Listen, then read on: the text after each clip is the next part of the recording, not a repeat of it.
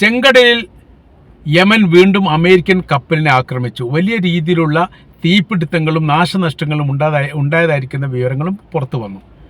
അതിനിപ്പോൾ ഇറാൻ പറഞ്ഞിരിക്കുന്ന മറുപടി, ചില പത്രങ്ങൾ എഴുതുന്ന കാര്യങ്ങൾ ഇങ്ങനെയാണ്: തന്ത്രപരമായിരിക്കുന്ന ചില നീക്കുപോക്കുകൾ യഥാർത്ഥത്തിൽ ഈ മേഖല കേന്ദ്രീകരിച്ചുകൊണ്ട് യമനോട് നടത്താൻ വേണ്ടിയിട്ട് ഇറാൻ ആവശ്യപ്പെട്ടിട്ടുണ്ട്. അത് പറയുന്ന കാര്യം ഇങ്ങനെയാണ്: ഉക്രൈനിൽ എങ്ങനെയാണോ റഷ്യ കുടുങ്ങിപ്പോയിരിക്കുന്നത്, സമാനമായിരിക്കുന്ന സാഹചര്യം ചെങ്കടലിൽ അമേരിക്കക്ക് ഉണ്ടാവണം.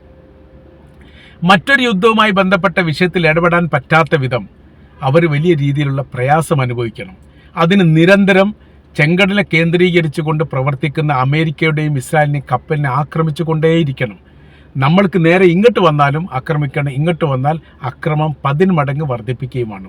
ഈ ഒരു സാഹചര്യങ്ങൾ യഥാർത്ഥത്തിൽ ഇപ്പോൾ ചെങ്കടലിൽ നിലനിൽക്കുന്നു എന്നും വലിയ രീതിയിലുള്ള ആക്രമണം യമൻ്റെ ഭാഗത്തു നിന്ന് ഇസ്രായേലിൻ്റെ കപ്പലിന് നേരെ വരുന്നുണ്ട് എന്നും പ്രതിരോധിക്കാൻ അമേരിക്കക്ക് സാധിക്കുന്നില്ല എന്നുള്ളതിനോടനുബന്ധിച്ച് തന്നെ ബ്രിട്ടൻ യമന് നേരെയുള്ള ആക്രമണവുമായിട്ട് ബന്ധപ്പെട്ട കാര്യത്തിൽ നിന്ന് പിന്മാറുകയും ചെയ്തിരിക്കുന്നു എന്ന ഒരു വിഷയം അമേരിക്കക്ക് വലിയ രീതിയിൽ ബാധിക്കുന്നു എന്നാണ് ഇവിടുത്തെ റിപ്പോർട്ടിൻ്റെ അടിസ്ഥാനത്തിൽ നമുക്ക് പറയാൻ വേണ്ടിയിട്ട് സാധിക്കുന്നത്.